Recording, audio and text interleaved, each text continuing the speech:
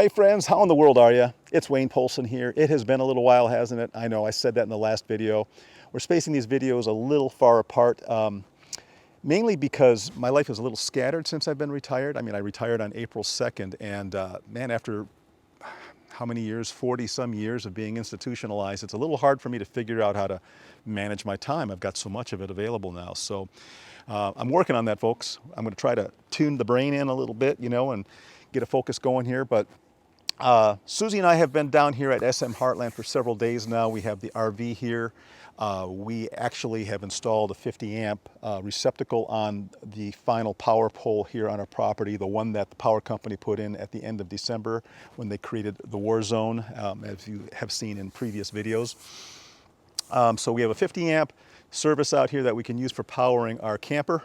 Makes it real nice for just spending a lot of time out here. We don't have to run the generator, make a lot of noise. Suzie hates the noise.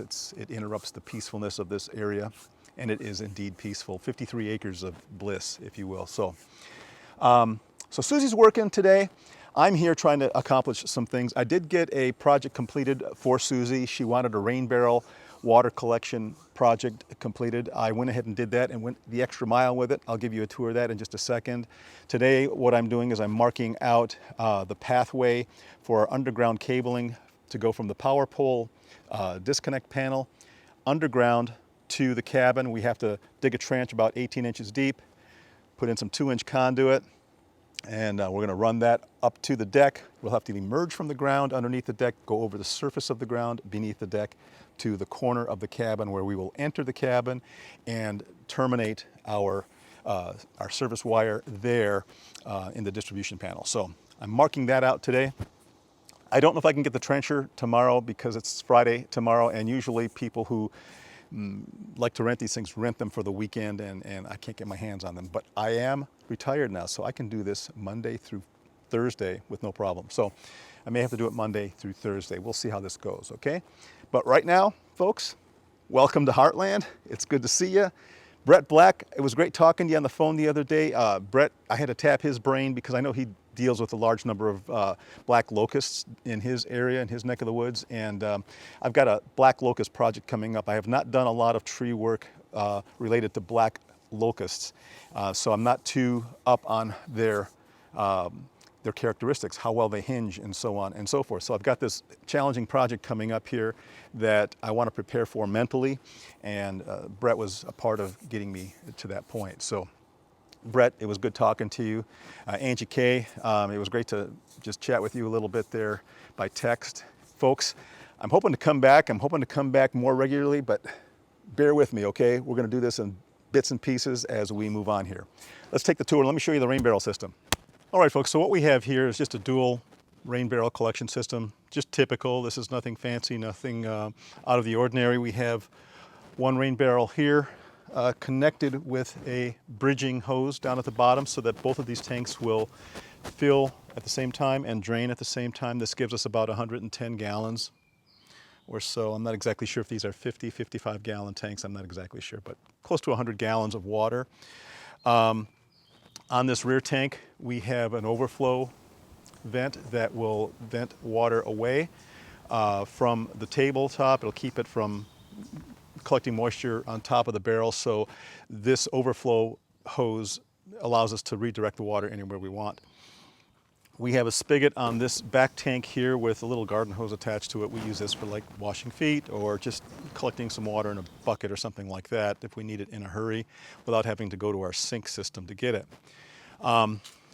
This front tank is fed by our gutter and downspout system. We only collect water at the front side of the cabin. We have in the downspout end up here, we have a screen that picks up the first large materials and blocks them up there. If any of those materials get through that screen, they're diverted off of this little diverter right here so that no chunks and big pieces get inside the water. Now again, this is roof water. It's rainwater coming off of our roof. It's not potable water. It's just for utility purposes, for washing your hands, washing plates and dishes and things like that, just to get things clean. Now, the output of this is right here. We have a hose that goes to our sink area over here. And underneath this sink area, we have another pre-filter. We have a pump, a SureFlow, like an RV water pump, and we have an accumulator that serves the purpose of regulating the pressure at the sink. So that all goes in here. I'll show you the underside of that so that you can see what's going on there. We have the line coming in from the barrel into a pre-filter, and then that filter feeds this SureFlow pump. It's a 12-volt DC pump, and then that pump feeds an accumulator, and this accumulator is what regulates the pressure. And then the output of the accumulator comes here.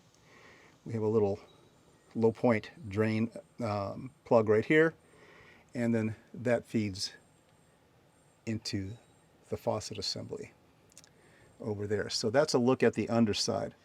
The pump right now is powered by basically a cigarette lighter connection. This is 12 volts from our solar power regulator. So we can disconnect this when not in use or leave it connected during the time that we're out here. Last year we had this gravity fed from the barrels, but that meant that we had to keep the barrels above the sink level for gravity to work. And then even at that, the flow from the faucet was just a trickle. This year I decided to add a pump to the system. So now we get a really nice steady pressure out of the system. So it's a great improvement. Well there folks, that's all I have for you today. Just a little insight into what's going on at SM Heartland. I'll bring you in when we make a little bit more progress. We'll take another look at what's going on. Folks, be kind to one another. Thank you for your attention here. Thank you for joining me at this channel. I appreciate that so much. I look forward to your comments. It's great to have met so many of you in this channel. You guys are like family to me, honestly. So I look forward to your comments. I want to talk with you. I want to chat with you. I hope you all are doing great. Continue to be kind. Continue to love one another.